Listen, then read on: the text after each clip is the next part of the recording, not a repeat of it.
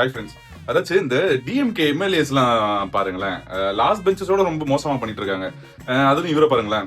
சொல்லியாச்சு. எவ்வளவு இங்க நிறைய பேருக்கு சுகர் இருக்கு. பூரா அப்படியே மயங்கி கீழே விடுறாங்க.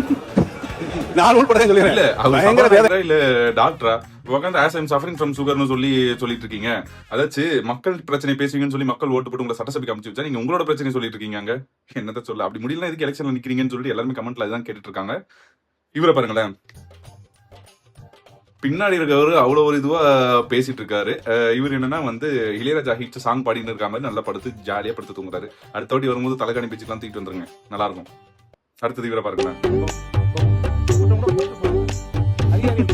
எதுக்கு வந்தவனே தெரியாம ஜாலியா பீச்சில் உட்காந்து சுண்டல் சாப்பிடற மாதிரி அந்த பேப்பர் தின்னுட்டு இருக்காரு. அதே பேப்பர் திக்கிறாரு, அப்புறம் அதே பேப்பர் காதை விட்டு போட்டுருக்கு. என்னத்த சொல்றது.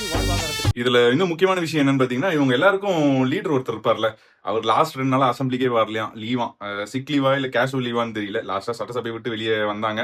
அதுக்கப்புறம் ஆளே காணும். 2 நாள் லீவ்ல இருக்காரு போல, என்னன்னு தெரியல. அதாச்சும் இவங்க வந்து தோத்தப்போ ஒரு நரேட்டிவ் ஒன்று செட் பண்ணாங்க. வந்து நாங்க வந்து ஆளுங்கட்சியா இருக்கிறதோட எதிர்கட்சியா இருக்கும் போது இன்னும் பவர்ஃபுல்லா இருப்போம் அப்படின்னு சொல்லிட்டு. நல்லா தெரியுது உங்களோட பவர்.